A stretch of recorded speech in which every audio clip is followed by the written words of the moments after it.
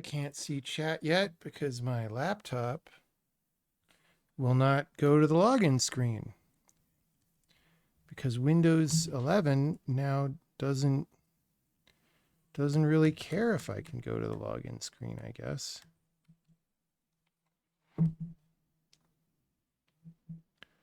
Let's try sleeping it and waking it up again.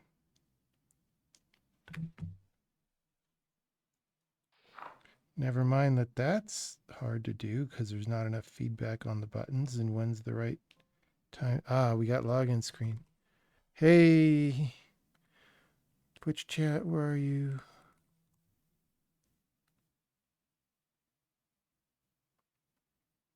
Hey. All right, we're going to do one game of cards. And then we're going to fix bugs in the river behavior. And we get 2 right there. Look at that. Do we need red 10? 9, jack. We might. Probably not, though. Where's gold 6 going to go? Nowhere. Nowhere, I tell you. All right, so boom. 6-5-4, that's a no-brainer. Okay. Queen jack 10, okay.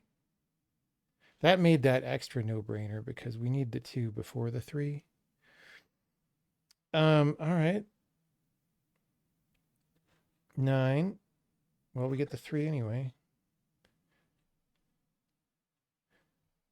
Do we have green 8? Way down there. Sad. Green king is here. That's probably sooner.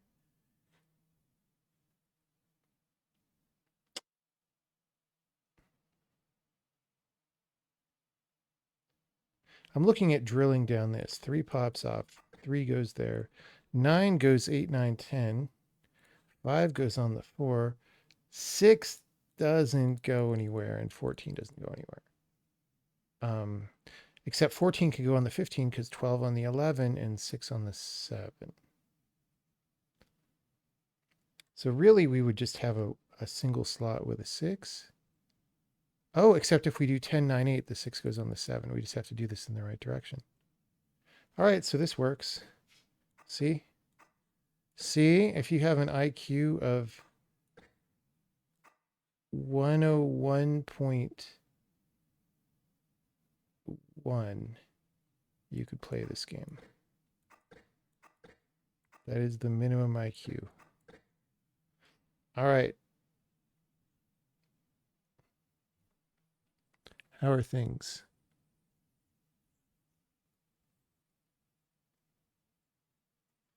Now you're doing this instead of Dragon Sweeper. Here's the thing. Dragon Sweeper is obviously a more involved game design with a lot more ideas in it. This game is just like he somehow miraculously made this work, and that's pretty cool, right? But maybe because there aren't as like this isn't an idea game, there aren't ideas to get stale. It's like doing a bunch of Sudokus or whatever, except for whatever reason, I don't like Sudoku. And this I've obviously played a few rounds of. So I don't know. I don't know what the difference is. I don't know. Games are mysterious. 8. So we could put 7, 6 on this 8 and then put the 5, 4, or we could throw all this on there and pop the blue 4 and put the queen on there. Look at that. Look at that. Look at that. We pop the blue 4 and we do that. Our IQ is 101.11.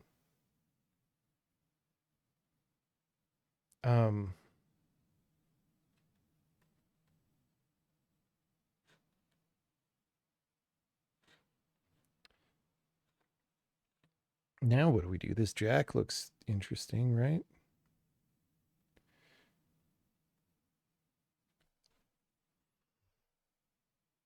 $21. It looks interesting though, but 20 is eh.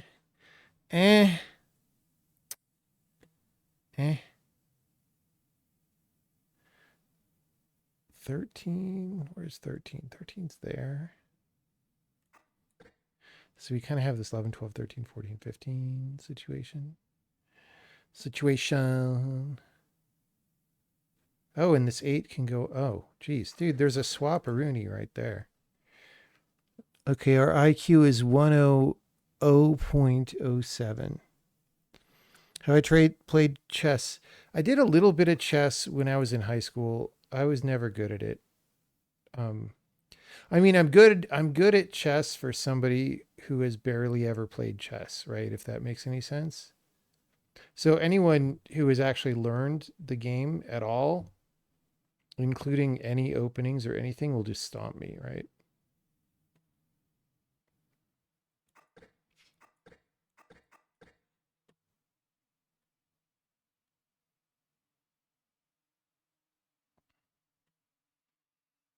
Who needs chess when you have all these cards with pictures on them?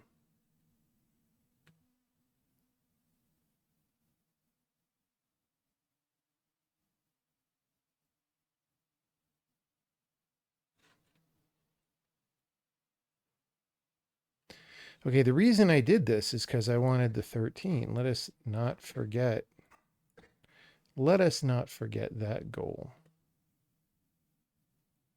So now we got 2 gold, which opens up some things.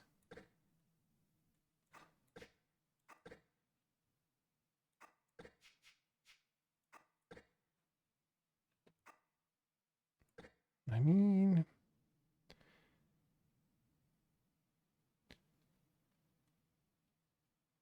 yeah, let's go ahead and do this. We could have done this either way, but all right. Okay. I mean, I think we are fine at this point.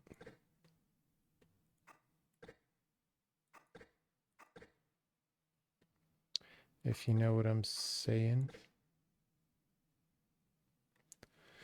I'm just wantonly throwing cards into slots because, like, that's how little I care at this point.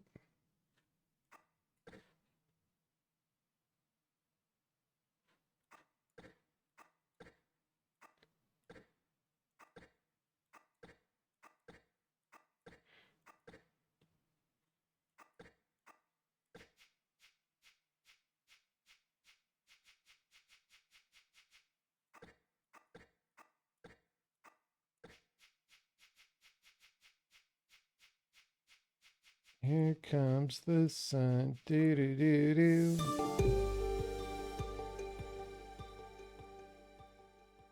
What we've accomplished is worth celebrating. 1 more round in the bag. All right. I'll show you what we're going to work on.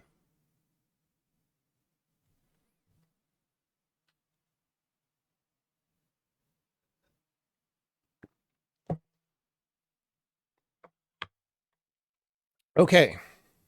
In this game, you can do things.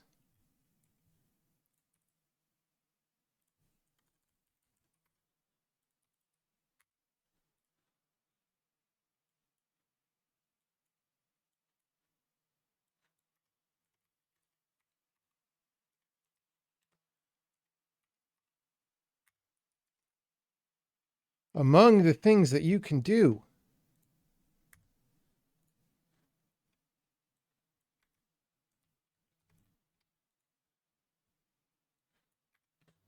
are get killed. That's about it. No, there's other things. Among the things you can do are divert the flow of rivers.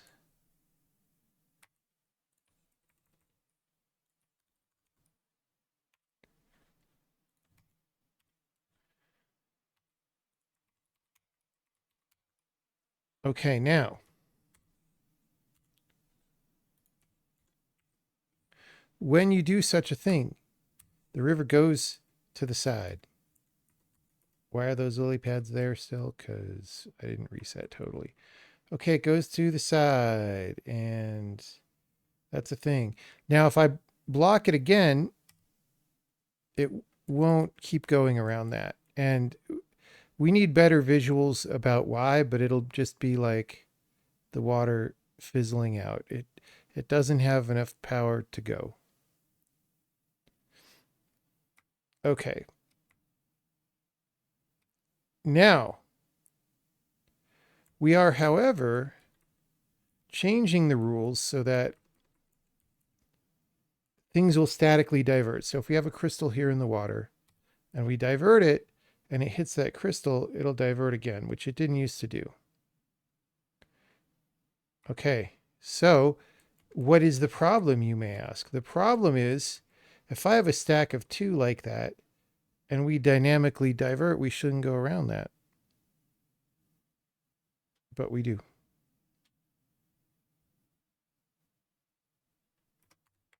So that's what we got to fix.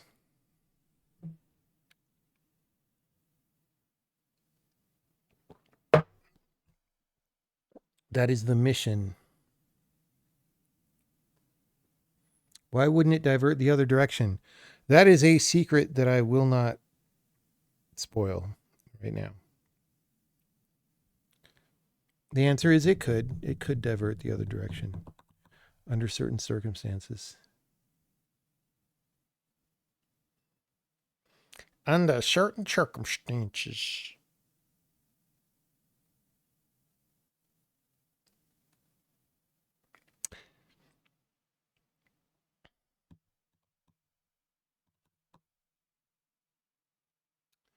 Okay.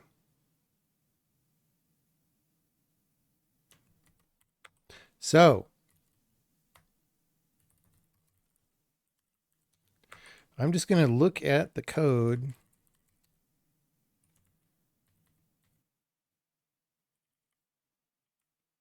So where are we? We're advancing a flow updater. Divert if we hit a dynamic object. This is the new thing.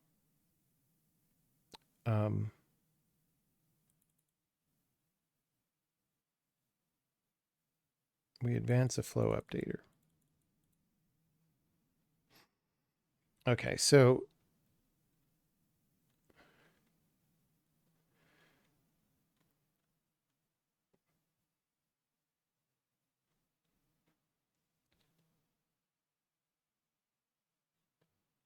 okay. So flowing forward is how the state that we're in. This is just a little enum state machine. This is the state that we're in before the crystal gets dropped in. Once the crystal gets dropped in, we set our state to diverting right. And we do some tests to see what's in the water. I'm going to need a snack tonight. We went out dancing and had fun.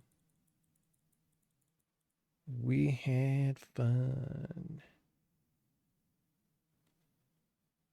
So we're like trying to figure out what to do.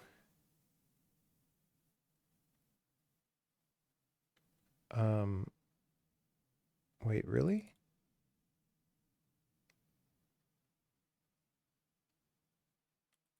Okay, we're going to have to look at the mirror behavior. Anyway, so we try to go the other direction if we're blocked. If we're here and we can't go, we give up. And if we're here, we give up.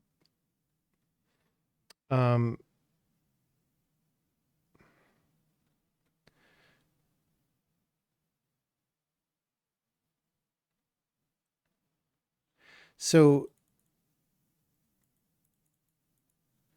maybe it's in, see, I don't see anything that says,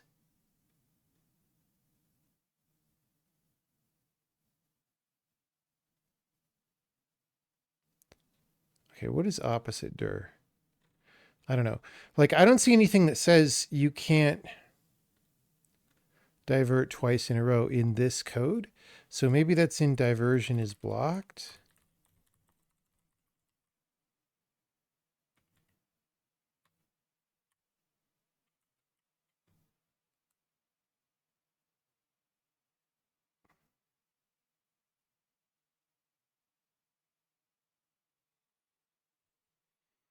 I don't see that here.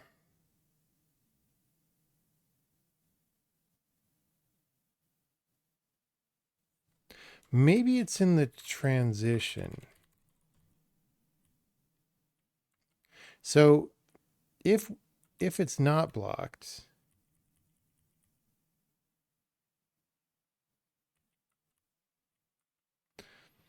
we set the direction to flowing forward. Oh, and we say recovering from diversion. So let's see that. Do we use that variable?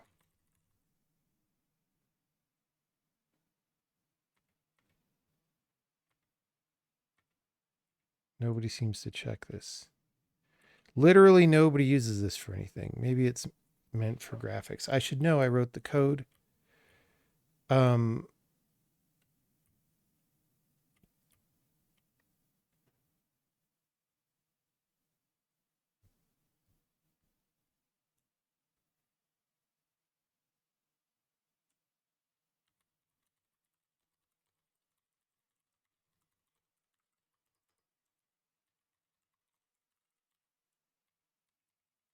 wait, does anyone call this? Transaction resolve. Okay.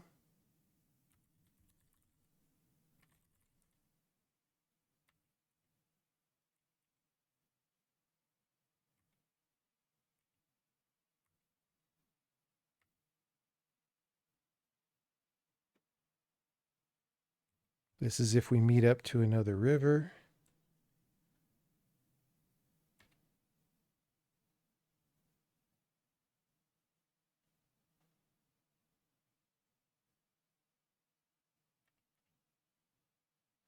Okay, let's just look at when you drop a crystal in the water there.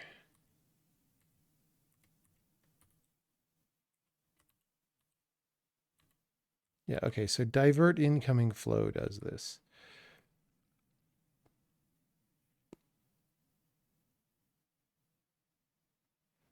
What is restart?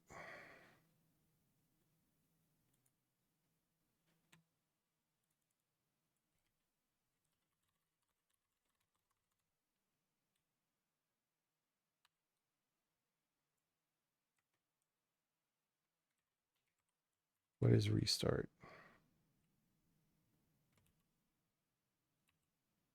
Oh, restart is not relevant to this current thing.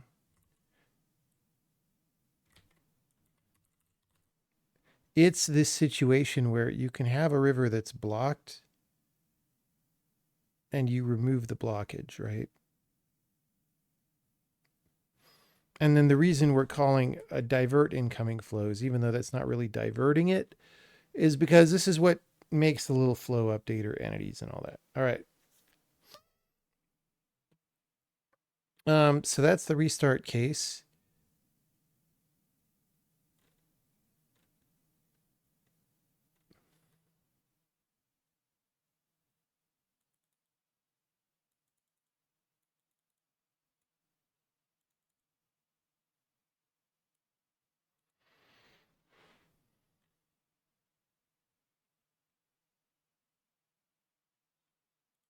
I mean, I suppose I could just set a breakpoint here and just see what happens. It looks like we just set the mode here.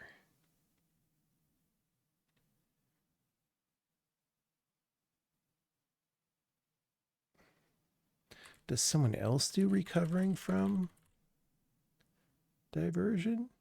No.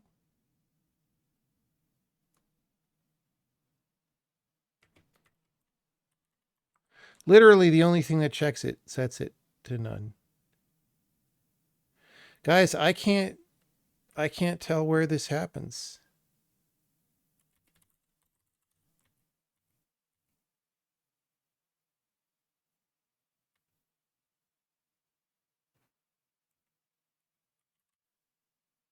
I literally cannot tell where this happens.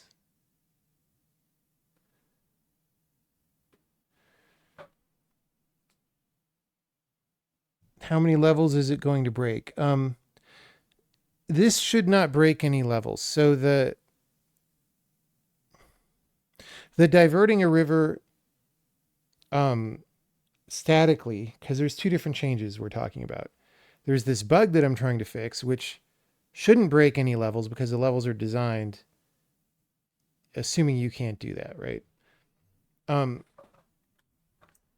and but the statically diverting levels or rivers doesn't break any levels because as part of this proposed rule change, we audited the game and there was like one level that it kind of damaged, but we didn't really like that level anyway.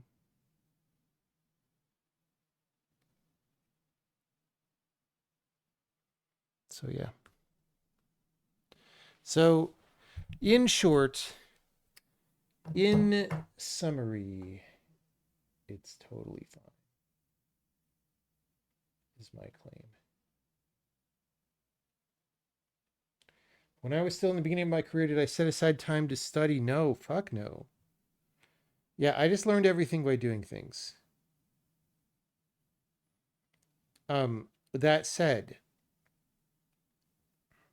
like I did take classes in college, and I do kind of wish that I'd done some of those classes better. But some of them were a complete waste of time. And like, how do you know at the time and all that?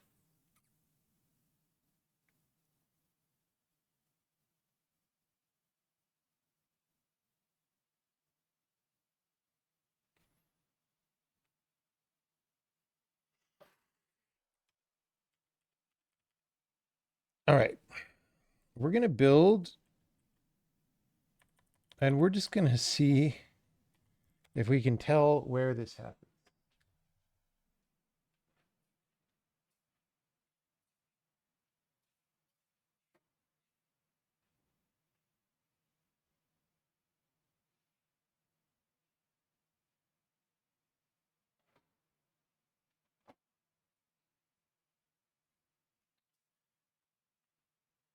Meanwhile, I'm going to snap into a Slim Jim. Except these are yuppie venison Slim Jims.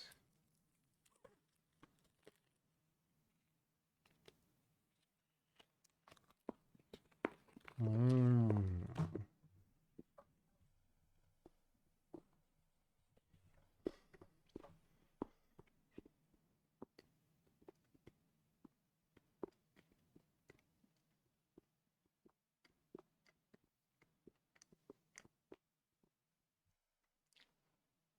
The only worth it classes in CS are math related. I thought the operating systems class that I took was worth it. Um, I thought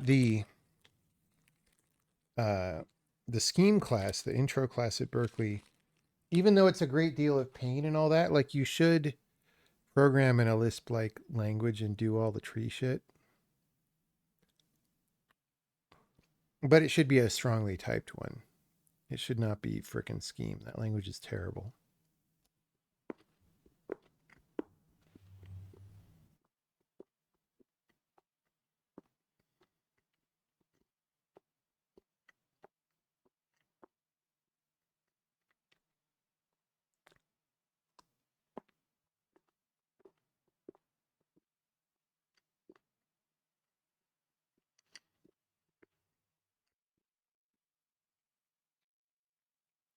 I never took the database class, but I feel like that might have been worth it.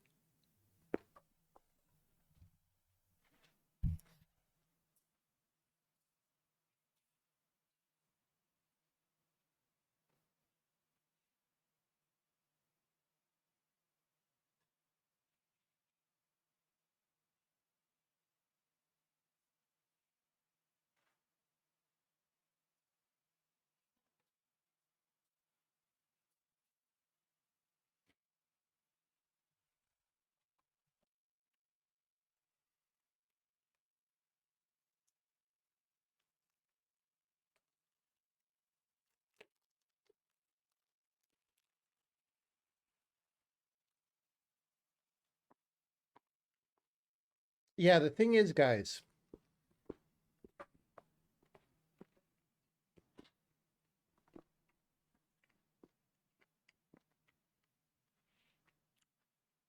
when I was a freshman in college, the tuition fees for an in-state Californian were $860. That is how much I had to pay per semester to go to a top computer science school.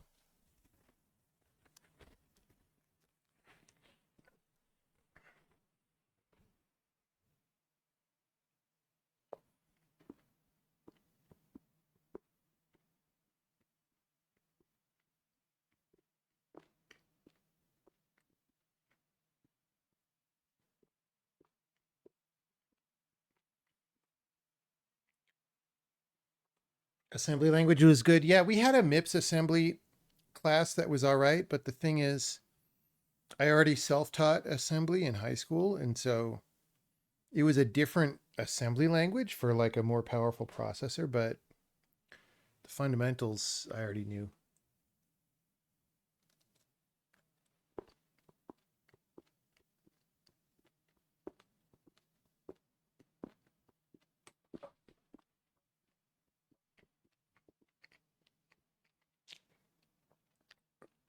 But dude, I don't even remember most of the computer science classes that I took. I mean, I was there for 4+ years. I must have taken at least two CS classes per semester on average, right? So I must have taken like 16 classes.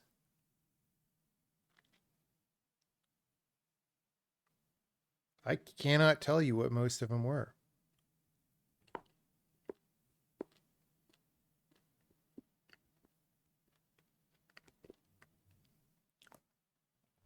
I took fuzzy logic with Latvia. I took CS 294-5, which was a neural networks class. I took compilers with Savage Sue Graham. That class wasn't worth it.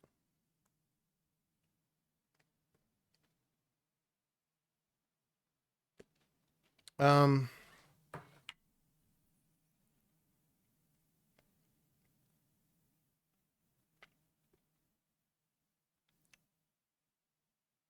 I don't know, dude.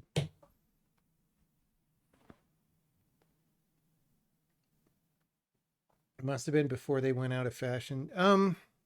Yeah, I mean they had a little bit of a brief resurgence in the early to mid 90s. And that's when I took that class. I mean, though, if you get a degree at Berkeley back then, you should take some kind of class that has neural networks. Um, the base AI class was a thing that did old-fashioned symbolic AI plus a little bit of neural networks. I took that class.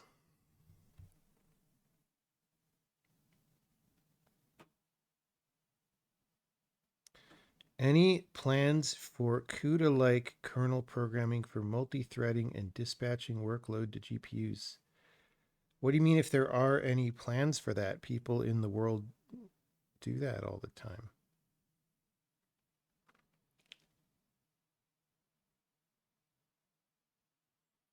You're at UCLA in 2010, and almost none of the faculty thought neural networks were a good idea.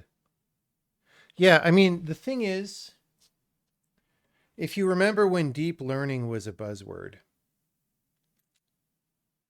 nobody says that anymore, but that actually was a real, like, actual buzzword in that prior to the deep learning techniques, um, you couldn't really meaningfully train a neural network past a small number of layers, right? So like everything we did in the 90s was like 3 layers. Maybe if you were trying to be studly, you did 4, but like it was literally input layer, hidden layer, output layer most of the time. Because once you add more than that, it just became a mess, right? And so it was a fundamental technological advancement to be able to do more than that.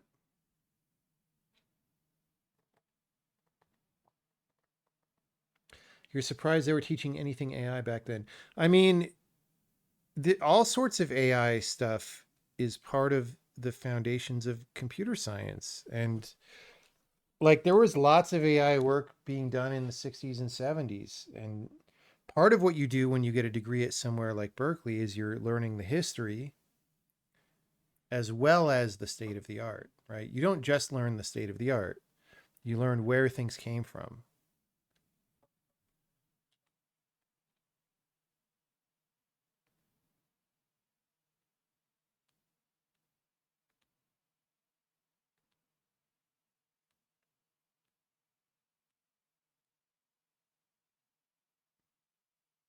It's only hardware enabled things recently. The faster hardware definitely helped, but no, there were fundamental algorithmic improvements that were made that enabled training of deeper networks as well.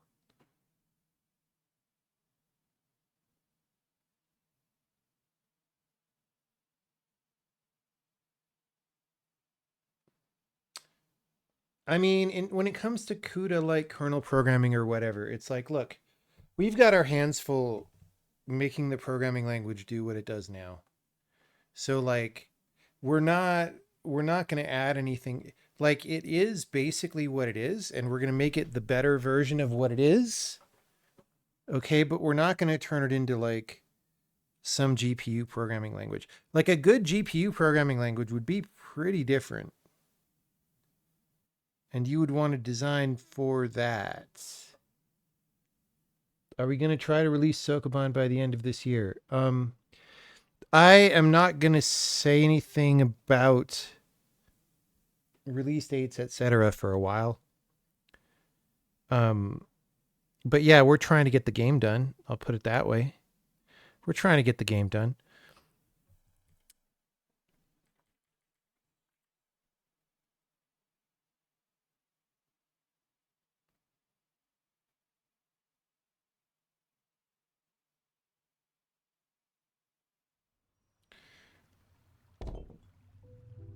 What the hell was that?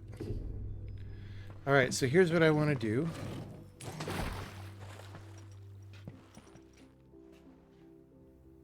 I'm going to set a breakpoint in divert incoming flow. Actually, let's do flows.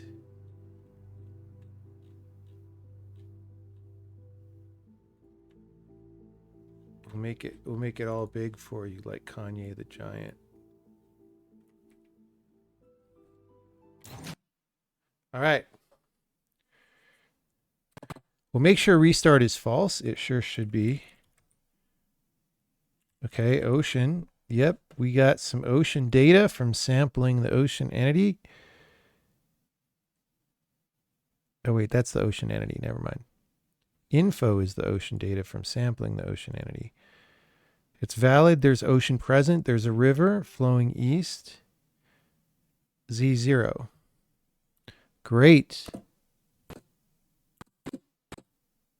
Whoops. I already fucked up.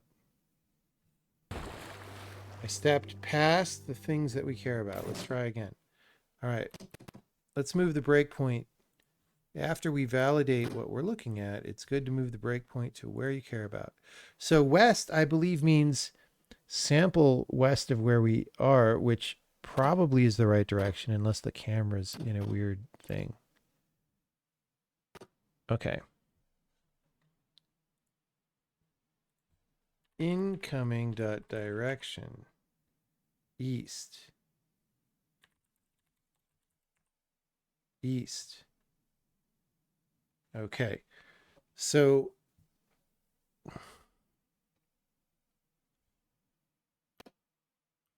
oh, this is the code that does it right here. See, once I'm debugging and stepping through, I actually look at the code as opposed to pretending to look at the code, which is what I did earlier. This basically just says you have to be going the same direction for 2 squares. The reason I didn't see this is because I was assuming that there was like some hidden state on the flow updater.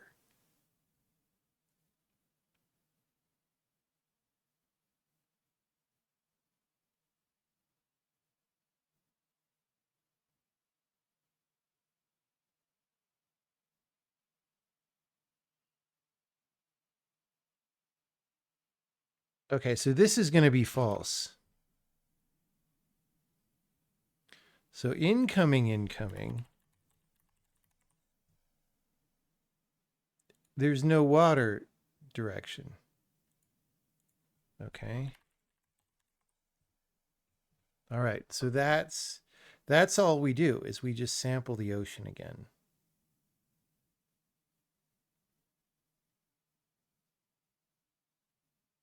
Okay.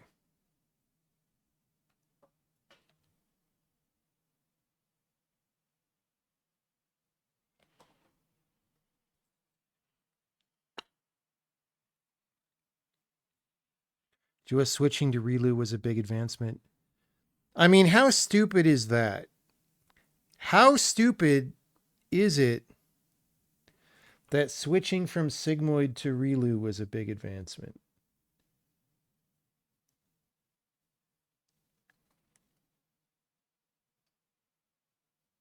That's like the stupidest thing in the world.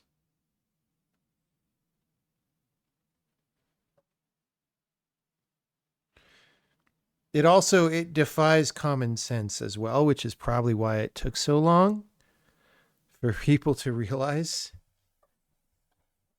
You don't know what those words are. Okay, sigmoid is basically if you picture a cubic spline that goes from 0 to 1 smoothly, right? So like it hangs out at 0 for a while, but it's smoothly going up and then it very sharply cuts through the middle and then it levels out at 1, right? And the reason why and what that is, what we're talking about is like when you're adding together all the input nodes for you, because like your node in a network is wired to all the input nodes, and you add them all together with all these weights, and then you put them through this function to decide if you should be 0 or 1. But we let you kind of hang out in the middle, right? Um, and so the property of a sigmoid is it doesn't let you go less than 0 or greater than 1, and it speeds you through the middle. So you're kind of hanging out at one value or the other. And I suspect that the reason why so-called ReLU is better is it lets you hang out in the middle, right? Um, ReLU just means clamp it between 0 and 1. It's the stupidest term in the world. It's one of those like people trying to have way too smarty pants of a term for what it is. ReLU is better because it avoids vanishing gradients. Yeah. Yeah.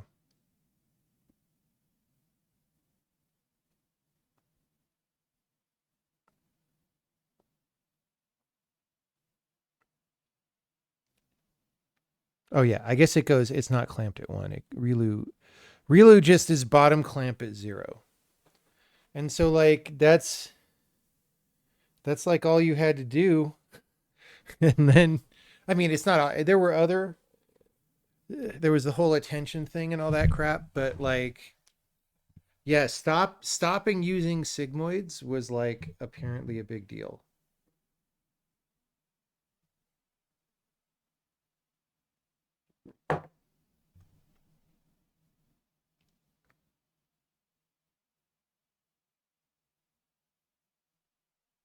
They put triangles into neural nets instead of curves. It made things faster. True.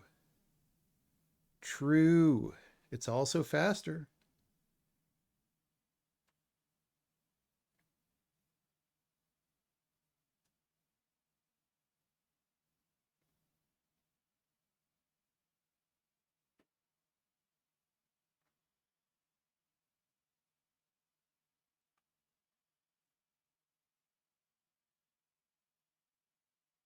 They used to have the idea that like in the brain the neuron either fires or does not fire. Yeah.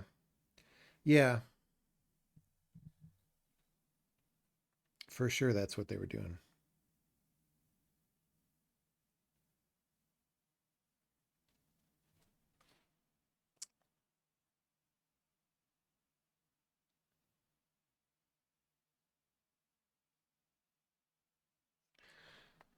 Okay.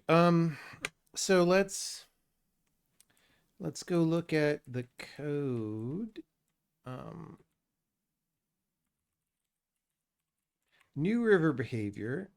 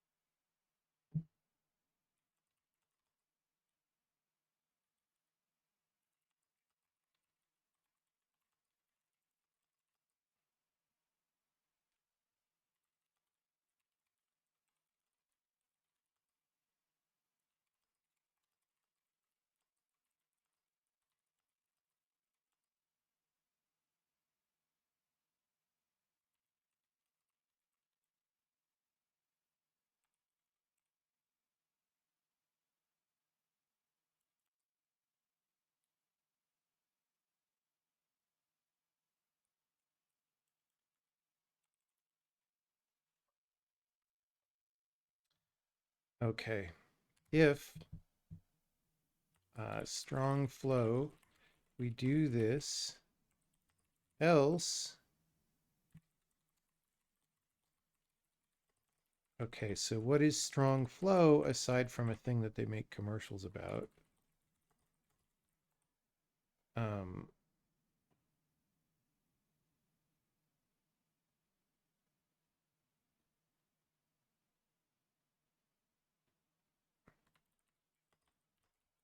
so when is this called? Let's just, um,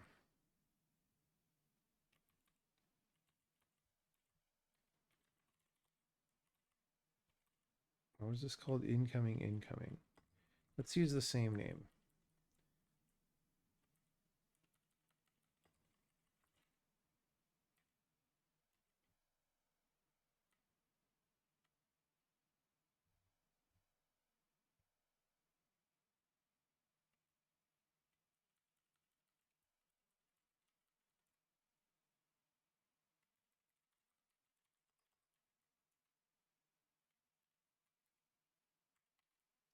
Okay, wait. Target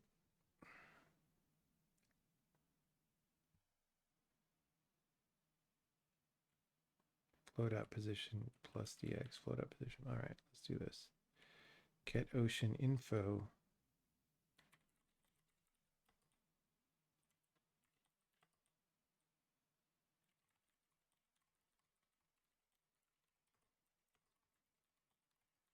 What is this variable called? Um, dot direction is equal to, is it just flow dot direction, dir.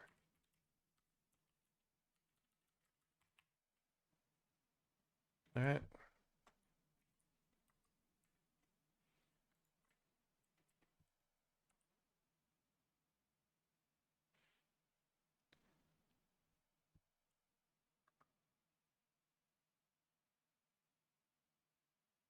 Incoming, incoming pods.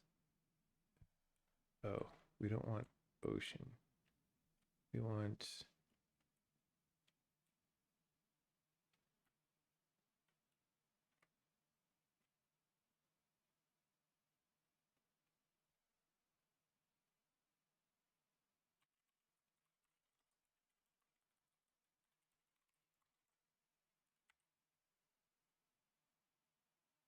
boom.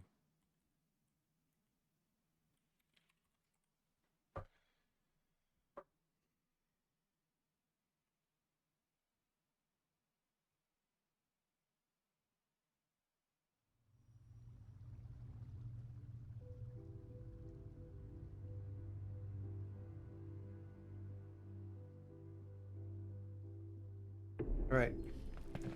We're going to make static zones. Verb. Ta-da!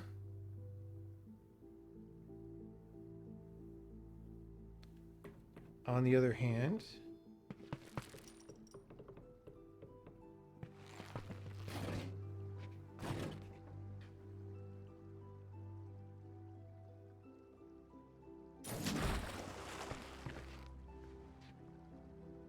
ta-da! That's good.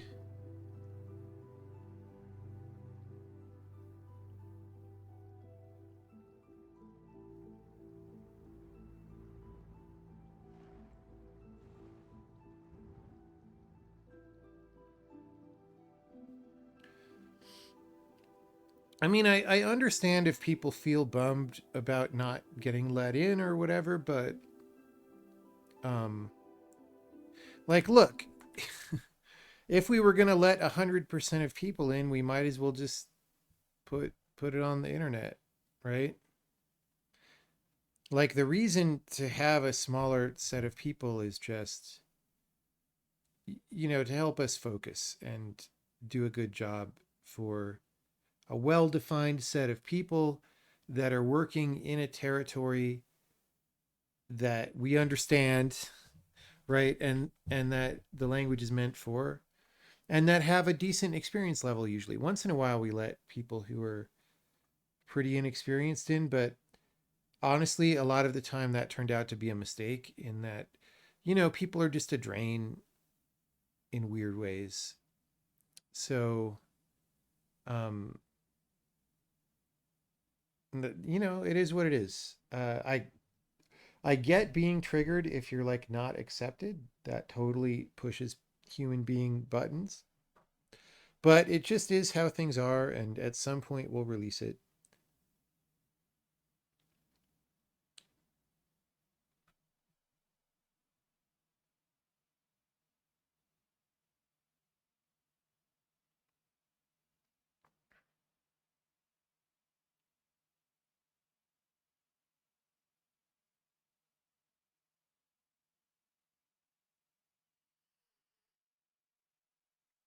Right. Well, that is a W. Wasn't that hard of a bug? Maybe we'll play some more cards. I don't want to do new Zachtronics because it's 11 p.m. If I start playing that, we're gonna go for a couple. I do want to play that again because it's been a couple days since we played it. But if I start playing it now, um,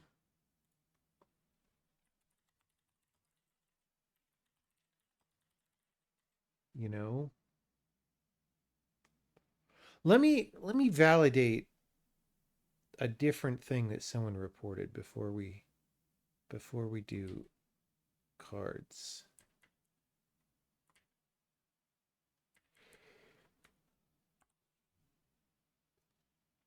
When are we going to do a compiler dev stream? Good question.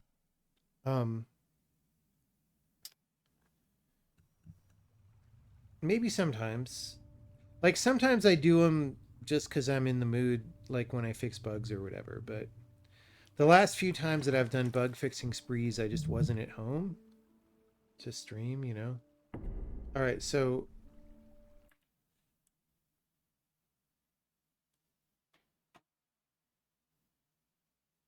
we're gonna do a thing.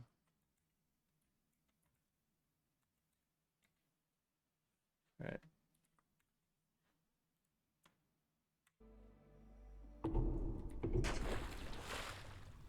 All right. Wait. We should make room.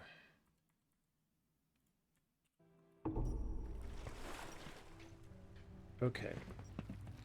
So I got a weird report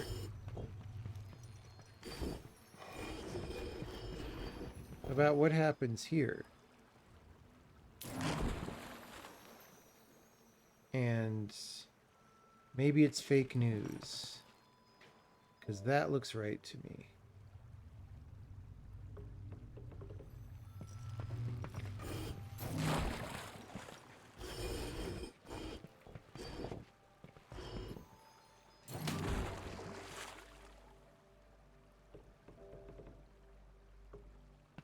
That looks right to me.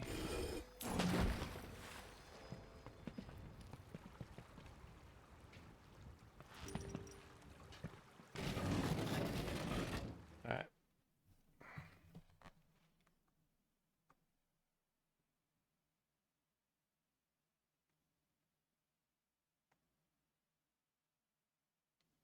A 96 area solution for personal computer.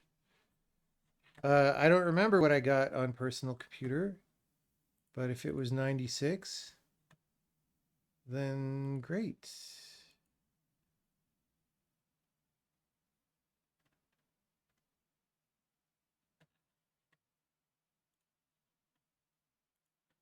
All right.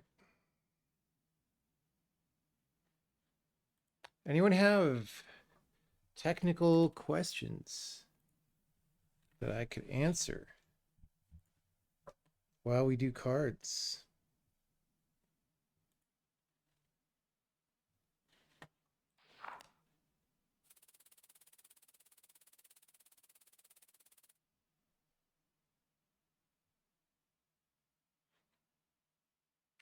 So two, red two there is real good. I kind of want to do a compiler stream to sort of debunk this sea of nodes talk that happened, but uh, maybe not. Maybe after we implement the thing as opposed to while. I didn't like the talk. No, I didn't really like the talk. I mean, I thought it was a good talk at the beginning, um, but once he started talking about sea of nodes, I didn't like it.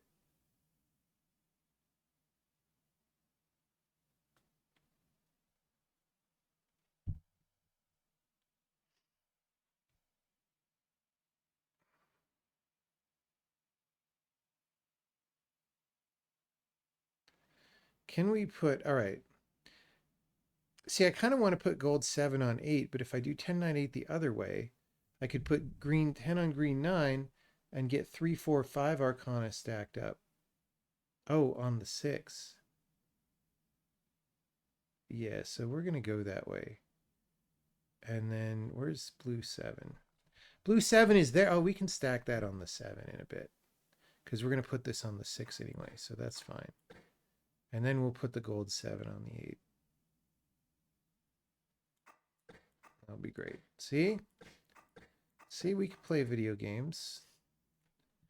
We can play video games. We're 8 on the 7, really. That's what we want. All right.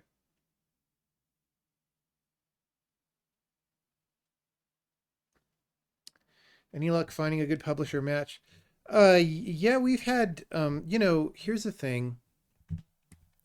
Both because I've been in the games industry for a long time and because we've had successful games, right? Um, it's not that hard to get conversations going. Like, people definitely have wanted to talk to me about publishing the game. It's not like this thing that you have when nobody knows who you are, where you're just trying to get people to return your calls or whatever, right? And so, we had a bunch of conversations, and some publishers have very different ideas about what they want to do and all that. That's fine. But yeah, there definitely were interested parties for sure.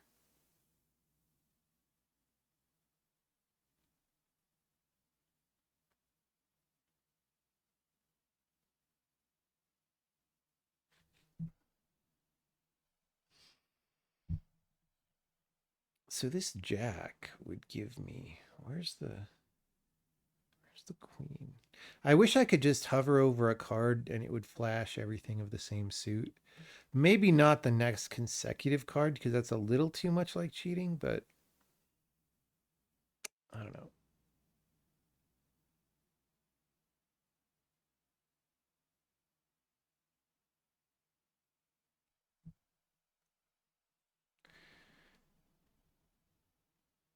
So I see sort of here if I put the 1 in the hole, 10 on the jack, um if I somehow could get the 7 and 8 somewhere. Um, we do 10, 11, 12. And then we could flip these onto the 7 and put the 16 on the 15 and the 0, 1 pop, right? But the problem is, wait, we could just put the 12 on the 11, right? We don't need to do 10, 11, 12. Hold on.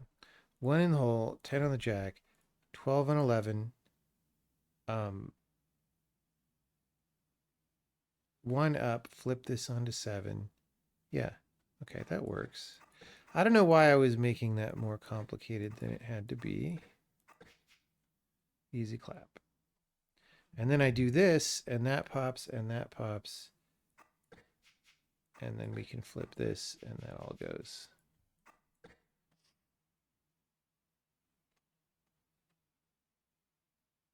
Hope I at least, I did watch Casey's talk as well. I haven't watched a lot of the other ones yet. I want to watch probably most of the talks.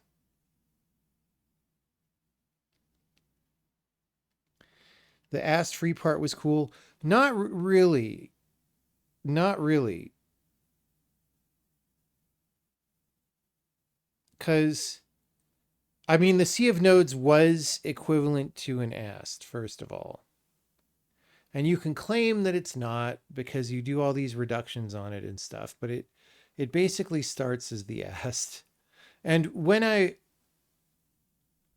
don't know. There's like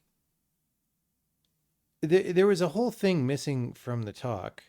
I think part of the thing with that talk is like his language is relatively low level still. So he's not doing a lot of the things that you would need to do to support very modern advanced features where like this whole concept of sea of nodes like makes a lot of sense if you're like if it's really true that it's like look man you just look at the syntax and then you output your sea of nodes and then you're good and it's not like an AST at all, right? But what we use the AST for in addition to communicating with the programmer, which is a whole that's a different topic that's probably not relevant to most languages, but we use it to decide what we're doing, right? Like is this thing a function call or a struct instantiation, right? um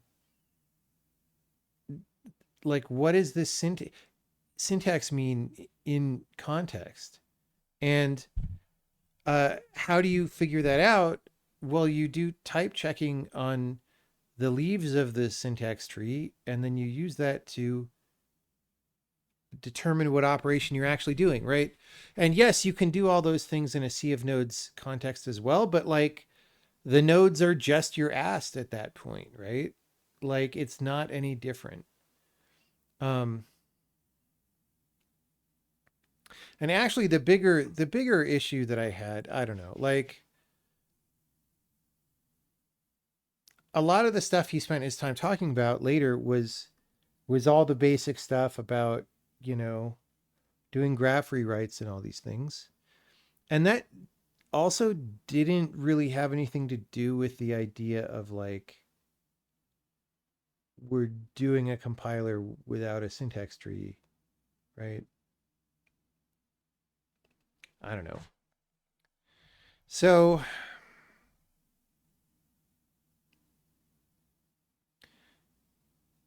what I would say is I think there's probably a good talk there after there's more experience under the belt in terms of this implementation because I don't know. I guess giving the basic overview of Sea of Nodes is a useful talk, right? But you can't just give the basic overview and also claim that it solves all these problems because like you haven't actually done the hard problem solving part yet, right? And so it's just claims.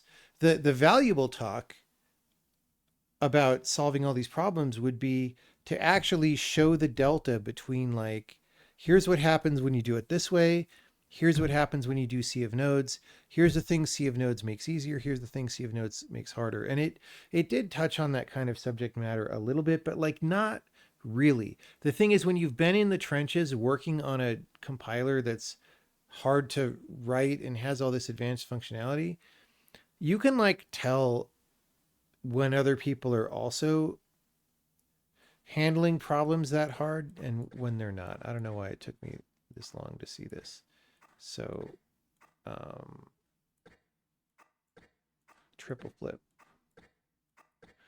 Um, so that's what I felt about it. And it's not, I don't want to bag on the talk. It's like, cool. It's great to share knowledge. It's great to try new stuff. But it was a little bit more of a like, hey, I'm just trying out Sea of Nodes. But he was also sort of saying, hey, Sea of Nodes is better because it solves all these problems, which I was not convinced by that. Or let me put it this way. So I've actually met, so Cliff Click is the guy who invented Sea of Nodes. And I've been on he runs a stream that has a very small viewership, but I think he still runs it bi-weekly on YouTube. It's called Coffee Compiler Club, and I've been on there a couple times. And so I'm familiar with Sea of Nodes, right? And I looked at it when I was working on the compiler as like, should we adopt this? And my conclusion at the time, based on the documentation he had written and stuff, um, I don't know if this tutorial that was being discussed in the Better Software conference talk is new or not. What I remember seeing is like Cliff's paper from back a while ago. And so I read the description and I'm like, yeah, I see how you could do things this way, but I don't really see, like, I'm not able to evaluate from reading this paper how this really affects the problems that I actually have, right? As opposed to other ways of doing things. So, like, yes, you can do graph rewrites. Do I really want to do graph rewrites as opposed to bytecode rewrites when they're effectively the same thing? And my conclusion was probably not, but I'm not sure. Maybe there's something about it that's better. But like the paper itself didn't really convince me, right? And so this talk as well just didn't get into territory that could convince me of something like that, right? Which is not to say it's not better or something. It might actually be, but I did not see the part that was better in the talk, if you know what I'm saying. Um, if only because there's isomorphisms between all these things. Like, again, like, hey, I'm making these nodes and they're a graph. It's like, well, you know what else is a graph? The bytecode that you output, right? Because the value numbers used in the bytecode are the leaves in the graph. You just didn't store them as pointers. So, like, this whole statement of like, hey, you output a bunch of nodes, like his statement, which is the same thing I think Cliff Click says, is like, look, if you just output bytecode, you get all this shitty bytecode, which is true. That is accurate. That is what you get if you naively output things. But then he says, so then we'll just do this graph rewrite optimization. And it's like, look, dude, you can't compare the output of an optimization process to something that is not the output of an optimization process. If you're allowed to do an optimization process on the graph and look at that and gauge for quality, then you're allowed to do an optimization process on the bytecode to gauge for quality. And guess what that optimization process on the bytecode looks like? It looks literally exactly like what you would do on Sea of Nodes, except instead of calling it node rewrites, you do bytecode rewrites. It's literally exactly the same because the things are logically the same. And whether it's nodes or bytecode is like kind of an implementation detail, right? So that's what I think about the talk. And none of this is to bag on the talk. It's just, I mean, I've been working on a compiler for 12 years, so maybe I just have a different level of like, you know, information that I want to see. That's all. Did I talk at the Better Software Conference? No. Nope. But also it wouldn't have been, it was a really busy, bad time for me, the scheduling of the conference. So it wouldn't have been a good talk if I had talked.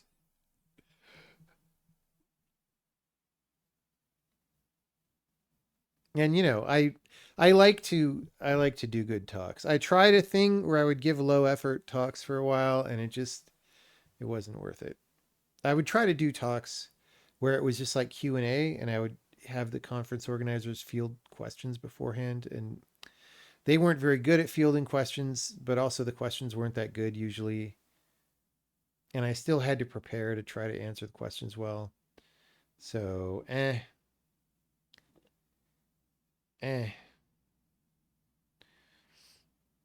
All right, we got to finish this board, guys. I'm talking too much and I'm not solving the world's card problems intensely enough. This rant is like the one you will go on after watching a game designer's toolkit video. Um, I don't tend to watch those kind of videos. I'm not that familiar with those specific ones. I mean, I've probably seen one or two, but I don't remember because there's a few channels like that, right? And I don't totally remember which is which.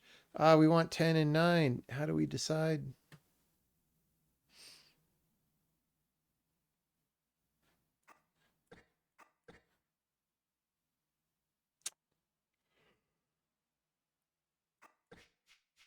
Like that. That's how we decide.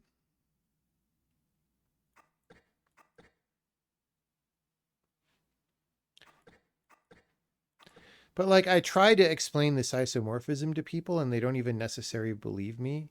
They're like, "No, Sea of Nodes does these things." And I'm like, "No, it's literally exactly the same." Unless like there might be if you have this node representation, you might make the claim that like because things are just nodes floating in space that like you end up in the end not doing as much work in terms of memory reorganization or something, but even that seems like a very tenuous claim as well.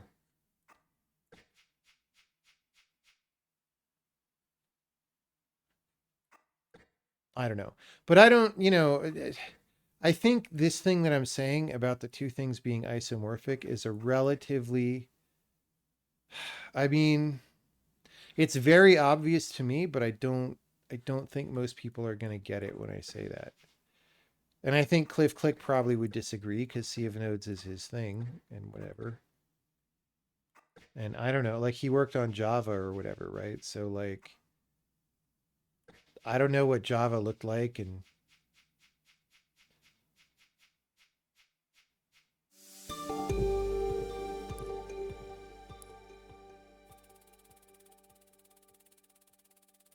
Sea of Nodes is the name of a band.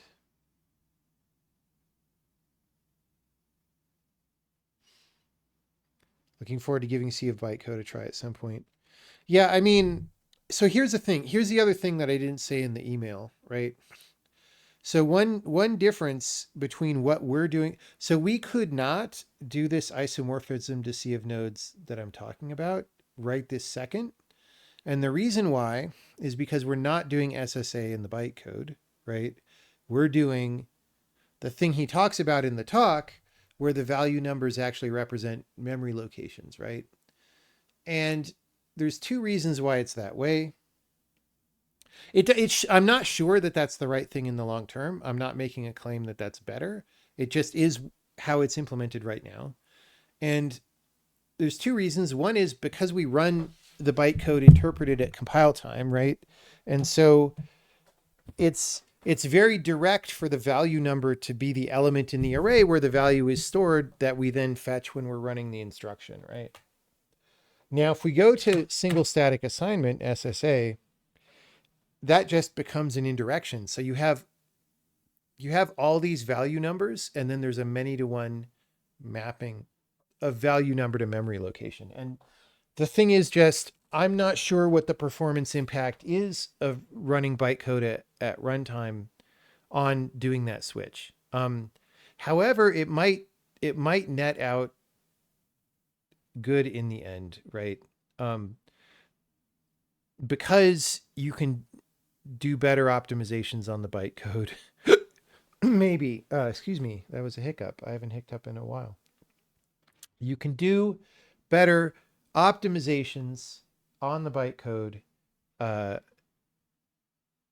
mean, you know, there's also this question, how much CPU do we want to burn doing those optimizations before doing compile time execution? There's a trade-off. But that's one thing. So if we were to go SSA, then again, talking about how things are all isomorphic, he even says they're isomorphic. He says in the talk, a value number is represents the output of a node in sea of nodes, right? So there's an isomorphism between the address of the node, the pointer address of the node, and the value number. And so again, all these rewrite reduction things, you can just do on value numbers and bytecodes instead of on nodes and pointers. It's literally isomorphic, right? But it isn't for us right this second because we're not SSA. That's all. Also, if we do SSA, we have to do the equivalent of phi nodes, but I don't like phi nodes. I prefer parameterized goto. Uh, and we would just have to make that work as well.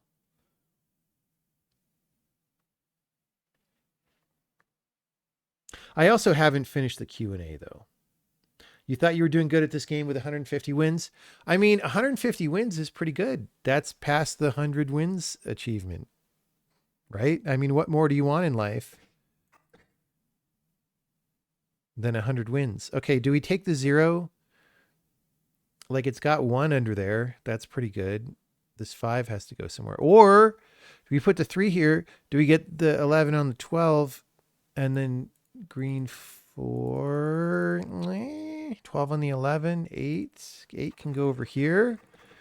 Red 7 could basically go on this 6. Oh, you know, we're going to do this anyway.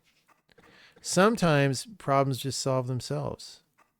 Okay, we could still throw all this over here and get red 6, but I think we want this off the 6 so we could put it on the 8. So I'm just going to impulsively do that and that and that and then that and that and that and that. Easy clap. I'm missing my drags now for some reason. I would not win at Counter-Strike tonight. Okay, we're going to do this, and then this can go either way.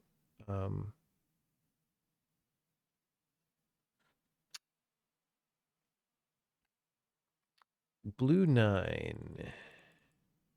Blue 10. 9 on the 10, except not.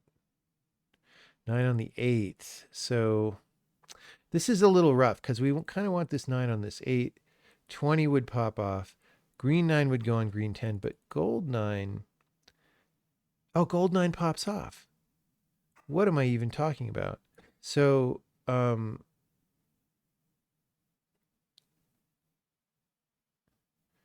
do we want this? I think we want to bounce it. Wait, does this whole... Okay, hold on. 10 on the 11. 9 pops off. Green 9 there. 20 pops off.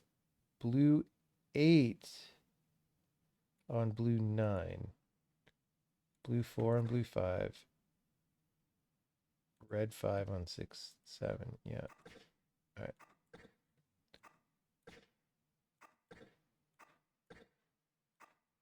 Okay. Easy clap. We'll do this trade. We'll do that.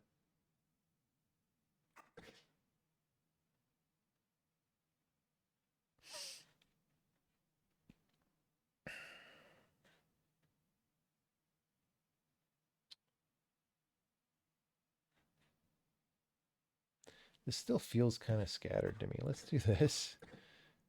8.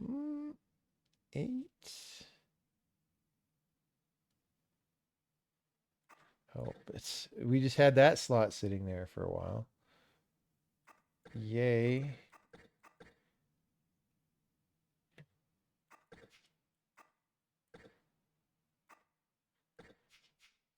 All right. Great.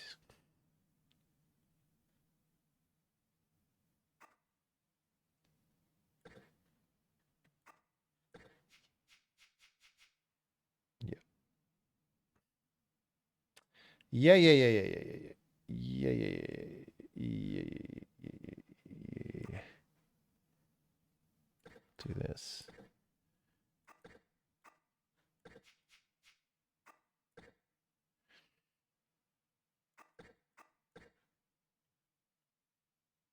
I mean, we won, right? Come on, man.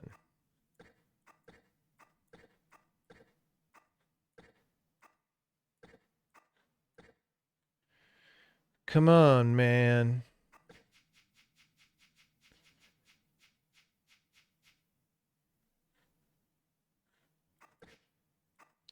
Four is the emperor. Seven is the chariot. I don't know. I don't know, man.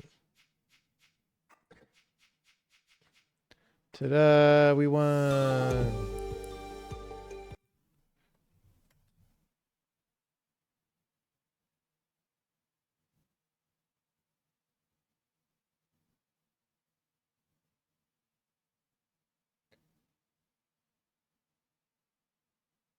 That's why you meant you would do a bytecode to seed a bytecode get passed. Yeah, but my whole point is, I don't, I don't think it makes sense to do a sea of nodes pass. I mean, okay, here's what I would say. There's all these implementation forces that push on how I think about things, right? And so, um, I kind of haven't wanted to do a bytecode optimization pass. Like we do some bytecode optimization right now, but it's all of the form like, uh, are we emitting something that we already emitted? So he talked about some of this in the talk as well, like, oh, I'm outputting this constant multiple times, or I'm outputting the address of this variable multiple times. We have things that catch that for simple cases that are the bulk of the issue, right? Um, but we don't do any kind of reduction on more complex sub expressions right now. So, for example, if you say a sub x dot foo a sub x dot bar, and you keep repeating a sub x, right? We just keep outputting that because we don't notice that for more complex phrases. And that's one example of like what he's talking about in the Sea of Nodes talk of like, oh, you realize that you outputted that already, right? Um, and that's useful probably, but you know, like I said, there's an isomorphism, and you can just do that in bytecode as well. So back to my point though. There's all these implementation things that just sort of drive me to procrastinate on that. Like again, we want to run the bytecode fast, and so we kind of just want the bytecode instructions to be small. So we don't really want to add a bunch of crap on them for tracking things, but you need to do that to optimize, right? Like any time you're going to optimize stuff, you need some bookkeeping data about it. Maybe it's fine. Maybe we just have a parallel array and we put all the bookkeeping data in the other entry, and then we just move them both anytime we move a bytecode instruction. In terms of memory and compaction and stuff, I think if you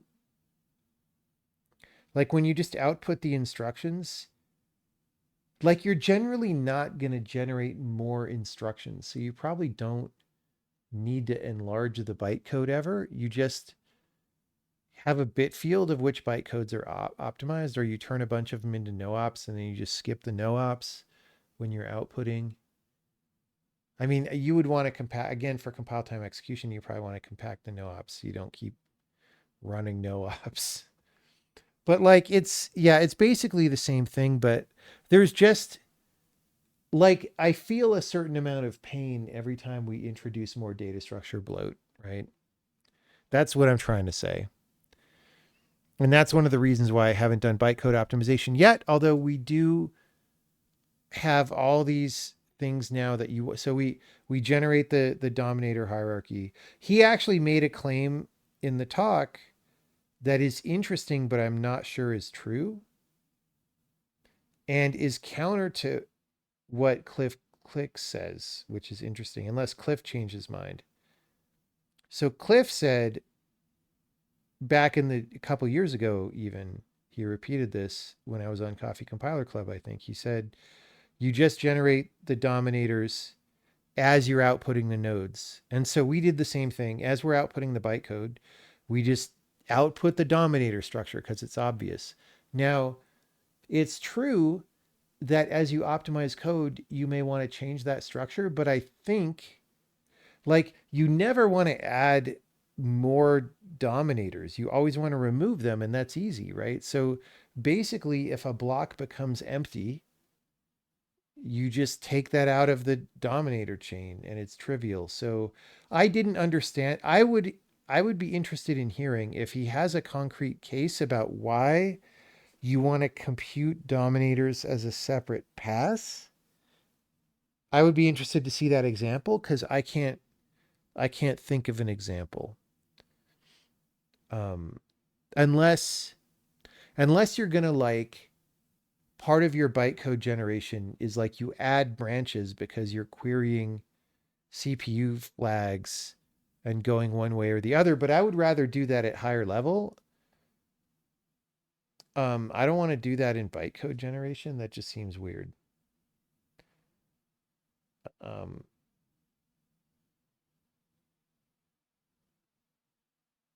but again, because we do it during bytecode generation, that would just still work, actually. So like it would have to be as an optimization pass. Like we're going to auto vectorize some stuff. And so we're going to insert a branch because of the auto vectorization. And you can even do that. It's just you would need to, if you're naively numbering your dominators, you need to renumber them, but you just don't number them that way if you're going to insert things. I don't know. I'm not convinced by this.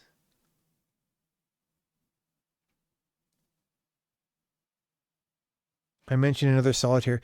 Yeah, there's a pachinko solitaire in the new Zachtronics game, and I don't like it. It's not a good solitaire.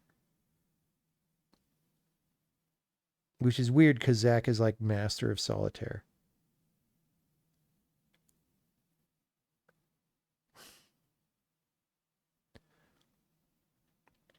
And just having a hard time envisioning all the transformations directly on our bytecode.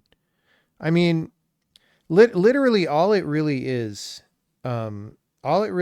just the bytecode instruction is the node, and the value numbers are the links, the input value numbers, right? So if you have an add instruction that takes v7 and v19, v7 and v19 are the uh, are the edges in the graph to the nodes that computed v7 and v19, which are the other bytecode instructions that define those.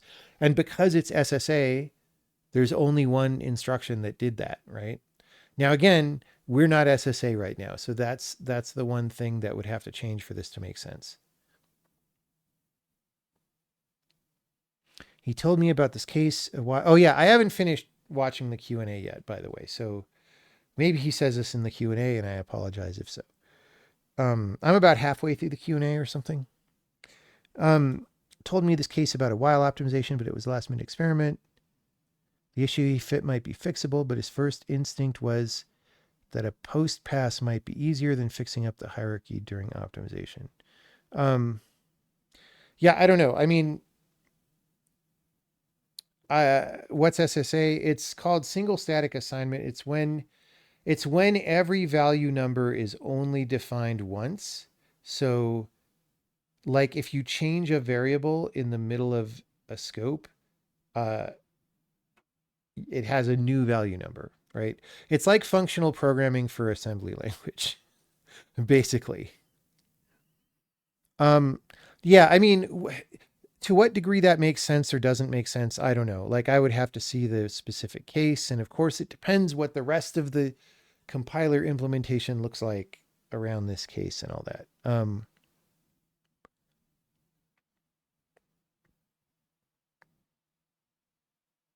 I just don't like the idea of a post pass because it takes time, right? I mean, also, doing it inline also takes a little bit of time, but I always think post passes take more time. But there is a sense in which, if there's a post pass, you're sort of uh, gathering all the complexity about that in one place, which is a benefit probably, as opposed to right now, um, when we output instructions, we do the dominator block operations and stuff. And sometimes those are kind of big, like, making the split point and branching to it and stuff. Although, again, there's not that many instructions that make branches. And so it doesn't happen that often. But, when it happens, it's a substantial amount of code. But then there's always a grass is greener thing where it's like, well, if we did it in a pass, then you have complexity the other way. Like that pass has to know about all the instructions, right? So it's not like things are orthogonal. Exactly.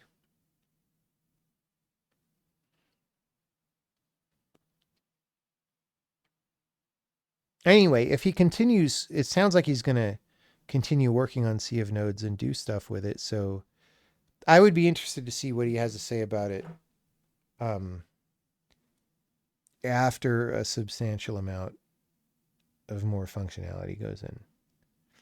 Because that's the thing I don't know. Like the thing is, Sea of Nodes, Cliff's compilers are the only ones that I know of that did that. And so it's interesting to have somebody else implementing it for sure. Like that's just valuable irrespective of anything else.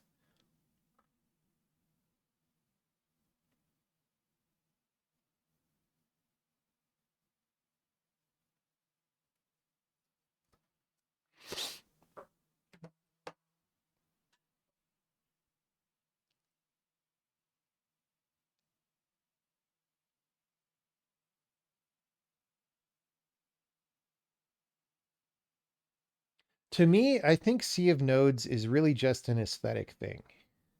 Like if you like garbage collected languages, which Cliff Click does, and you like graph traversal, which I guess he does, like functional programming people like graphs, um, then that way of thinking about the optimizations is like, I think, aesthetically appealing. To me, it's not aesthetically appealing because I don't like the idea of making a bunch of bloated data structures in a pass and whatever, right? But in reality, like I said, they're isomorphic. So in reality, you could start on either side. You could start just thinking you're doing pure linear bytecode generation, or you could start in thinking like, dude, I'm doing this awesome graph traversal on all these nodes. And you can end up in exactly the same place just by doing optimizations, right?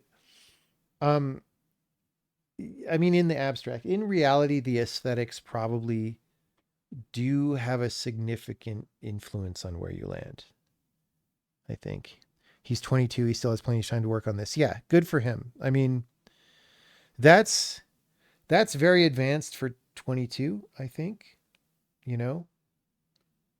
Um, yeah, I mean, dude, when I was 22, I was still in college and I was doing programming language stuff as well, but like, um, yeah, I was messing around with languages and stuff at that time.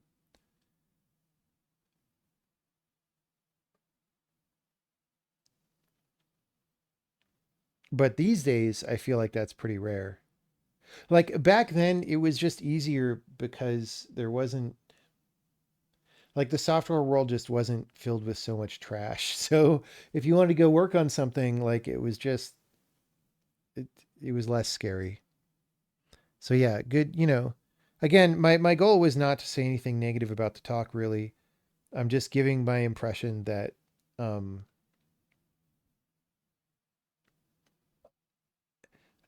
again, again to restate, I would say it didn't answer for me this question that I still have that I don't come down on one side or the other of on does Sea of Nodes really actually make something more convenient? And I don't know the answer.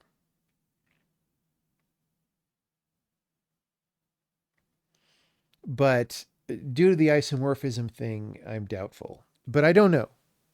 I don't know.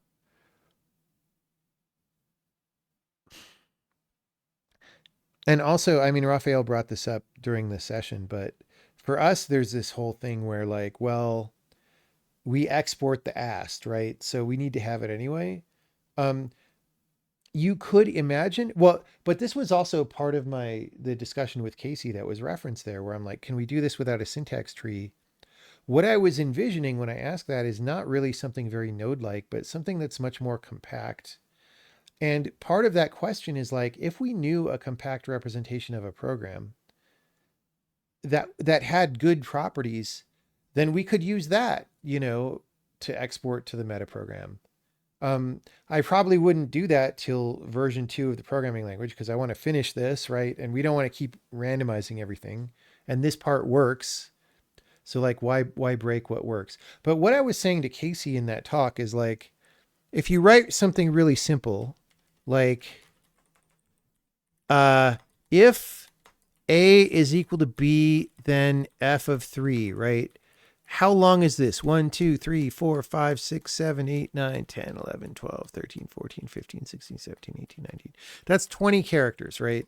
20 bytes it takes to store that if you're being inefficient about storing it as program text. If you convert this to an abstract syntax tree, you have a node for if, you have a node for binary op for the equal, you have ident A, you have ident B, you have block then, you have null pointer to block else. We'll just put that there. You have procedure call, you have ident f, you have parameter array, literal 3. Okay, you generate all that crap to do this single statement, right? At least you might even have a statement struct on top of this. We don't have a node for statement, but you might have that. A lot of languages do. Okay, every single one of these is like at least 200 bytes because of all the data that you store for all these, right? So it's probably more. It's probably 300 or 400 for some of the, I don't know. I haven't looked in a while because I'm scared. But 1, 2, 3, 4, 5, 6, 7, 8, 9. It's like 1800 bytes to store this statement. Something like that. This is just, I'm pulling these numbers out of my ass, but this is what I'm talking about. And so part of what I was talking, it's true. It's both things. Part of what I was talking to Casey about was like, well, we're just using the tree to go in dependency order, which you could do straight from the parse, right? Like, yes, that's true. But there's this other issue that I'm also concerned about, which is why are we spending 1800 bytes just for this? Like, it just seems stupid, right? But that's what happens when you write a compiler in the way that people write compilers. And so I'm just wondering, is there something more fundamental where like you can do this and not spend 200 bytes saying B, but you still know everything you need to know about B when the time comes, right? And it's probably possible. It's just a different way of thinking about things. I don't know.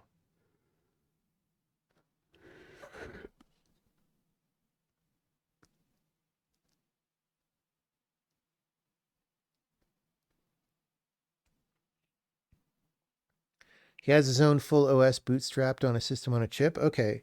Well, that's pretty damn impressive then. Good for him, dude.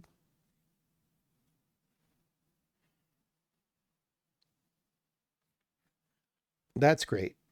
We need people doing OSs, man. That's OSs are like in a doldrums now. I would do one, but like I gotta even after this language gets released, I gotta do more games. I should not do OSs. Unless someone drops like $100 million in my lap to do that with, and I can run the project without working on it myself. Because the problem is anytime like if you turn something into an N employee situation, it costs like 10 times as much or more. It's terrible. It's terrible. Ask me how I know. The large size is due to the metadata that comes with these nodes. I mean, there's all sorts of things. So to report errors, you need to report the source code locations, right? It sounded in that Sea of Nodes talk like he was actually storing that with the Lexer data or something, but that memory exists regardless of exactly where you store it. So you could store it. We don't store it with the Lexer data, but you could, and you would then store an index on the node that's smaller, but does take at least like 4 bytes or something, right? Um, Part of the reason we don't always store that in the Lexer is because you want to merge these and generate composites, right? But you could store it somewhere else, but it would take approximately as much memory, right? But maybe you believe if you don't need to reference those except in cases of error that you get memory locality if you do that. That is definitely something I've thought about. It just has been a low priority compared to the other things we could work on. But so that's one thing. The type information is another thing, right? You got at least 8 bytes. That's like a pointer to a type. But like for all these things, um, I mean, I could show you, right? Let's go to, let's go to procedure call.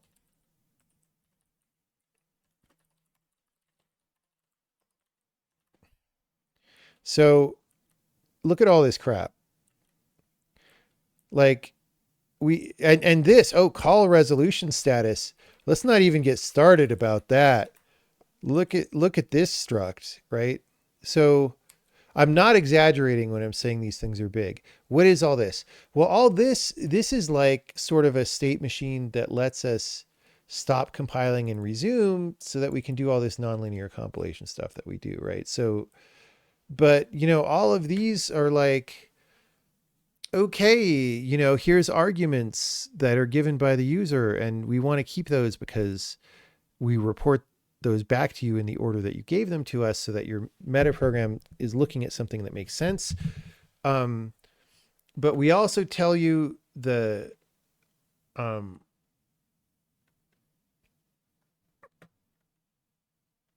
where's the sorted arrays? There. We also tell you the sorted order. So that's because we have named arguments, right?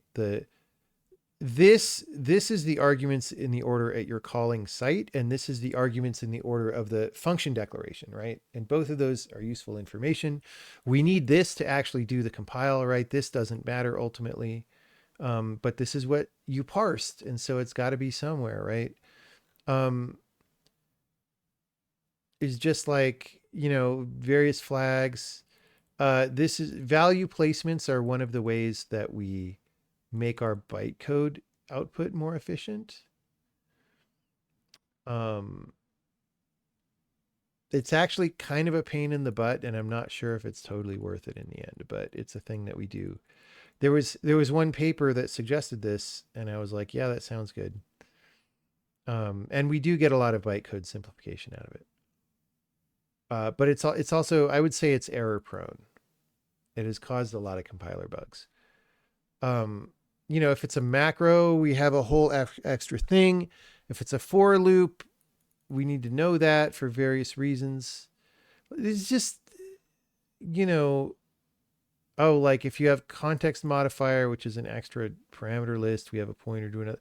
Like there's just things happening here. Some of this we could store it a different way. So like instead of having a pointer on here that's null, it's usually null maybe or often null. We could set a flag and we could store this in a different hash table somewhere, and it's just harder to do that, and it's more annoying. And I don't know, maybe we could do that eventually if we wanted to cut down the size of this struct, but like you only save 8 bytes out of like 20 gajillion bytes by do it every time you do that. And so you've got to like do it a lot to get a win. And then it's still going to be bigger than I wish it was. But this is all my point is like, so all of this, by the way, is f of 3. It's like 4 bytes. Okay. So like linear written text is actually really powerful in this way. Okay. And like, how can we re-achieve some of this power while compiling something, right?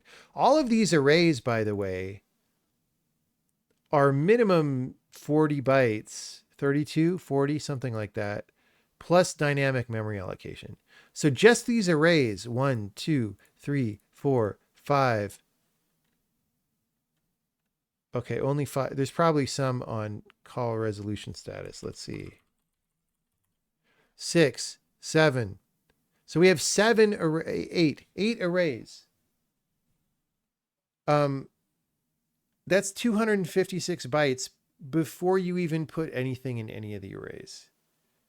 Like, dude, it's banana cakes, okay? Oh, actually, this is just a pointer to an array. So never mind. Never mind. It's not 256 bytes. It's only 224 bytes.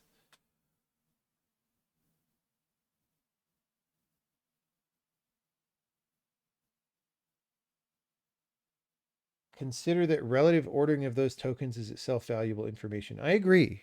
Yeah, what you're saying is true. Um, but we also have relative ordering. Like this is a tree. It also has relative ordering. So it's not like we don't use that. But also, if that's part of what the power of the medium is, then maybe we should try to use that, right?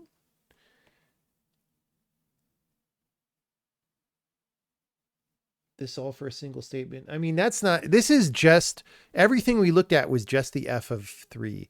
Like we didn't look at the if statement. We could do that now, right? Here's our if statement. It's like not as crazy. Function calls are crazy because they have tons of features, right? Um, here's an if statement. It's less crazy, but it's like 1, 2, 3, 4, 5, 6, 7, 8 pointers plus some other stuff. So that's 70 or 80 bytes. Plus, none of this includes the base node, by the way, right? Which is where like some of this other stuff is. So like every single node has like all of this plus what you saw, right? It's just a lot.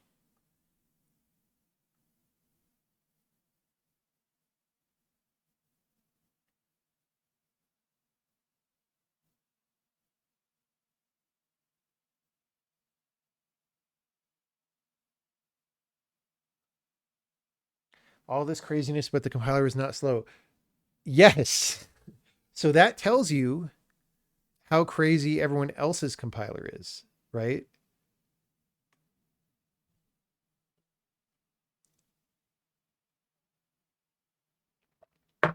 How crazy is everyone else's compiler that is a multiple of this speed? It's threaded. The slow parts of the compiler are not threaded because it's too hard right now, but some parts of it are. Yeah. Parsing is threaded. Um, Message transmission, which is a thing that you probably don't know what that means if you don't program in this language, is threaded. Um,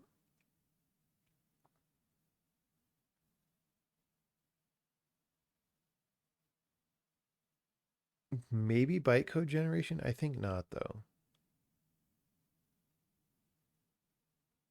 I forget. I don't think bytecode is or no, sorry, machine code generation I tried to thread at one point and it wasn't quite as easy as I wanted to, but it is pretty multi-threadable. It's just we haven't done it. Is profiling a non-trivial task? I mean it's not that hard to instrument it with a profiler and then see the numbers, right? The thing that's hard is like actually knowing what to do to make the numbers better, right? And as programs get complicated, the thing that happens when you look at a profile is just like time is spent in a very diffuse way all over the program, right? Because your profiler is saying, here's how long we spent in this place, right? And so if you have these abstract syntax trees, for example, with big chunky nodes, and a lot of pieces of code read the big chunky nodes, a lot of pieces of code are going to be slower than they would be if the nodes were more svelte, right? But it's kind of hard to know that and quantify it.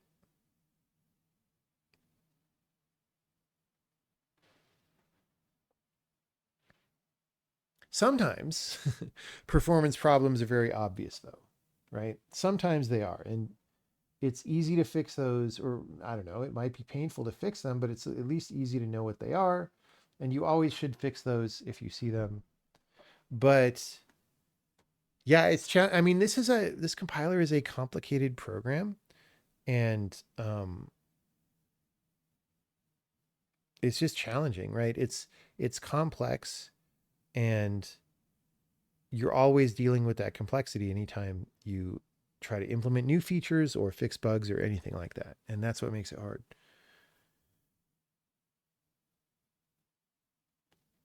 Any faint plan to make it bespoke at some point? I don't know what that means. What does that mean?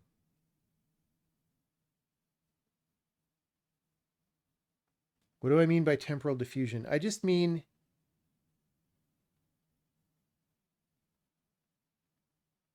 so if you're taking a cache miss because your data structures are big, that's just going to happen all over the program at everyone who talks to those data structures, right? That's what I'm trying to say. And so if you're in the mindset of, I'm looking for, I want to make my program faster, so I'm looking for functions that take a lot of time, right? I'm looking for a few functions that take a lot of time and I can optimize those functions. You might get those in the beginning, but once you fix those, you just have this miasma of time spread everywhere. And that can be hard to deal with.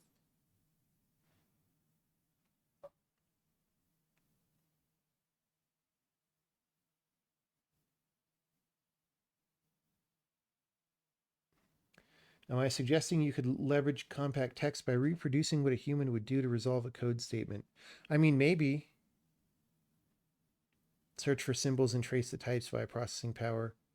I mean, maybe you could do some of that, but I also feel like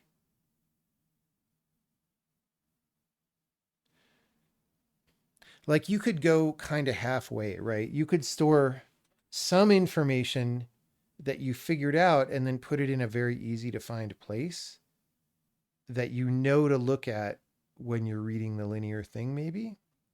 I don't know. I mean, to be very honest, this is just not something that I've thought very much about in a problem solving kind of a way. So I don't have much to say about it that's intelligent.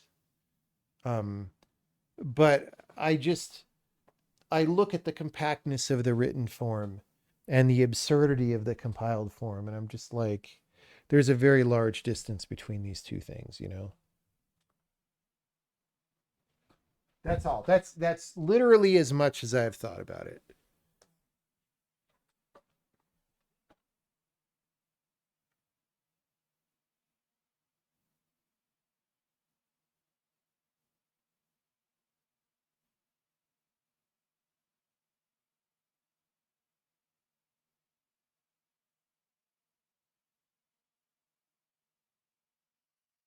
All right, I think it's bedtime. The bell is about to strike midnight. Thanks for hanging out, everybody. We actually, oh my God, I just realized we had Twitch chat asking questions and contributing to the discussion, and it actually made sense and was a meaningful discussion for the most part. And literally nobody asked, what's your Emacs config file during that whole discussion. That was amazing.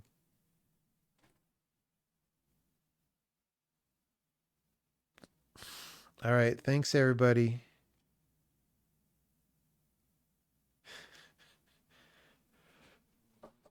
Have a good night. See you later.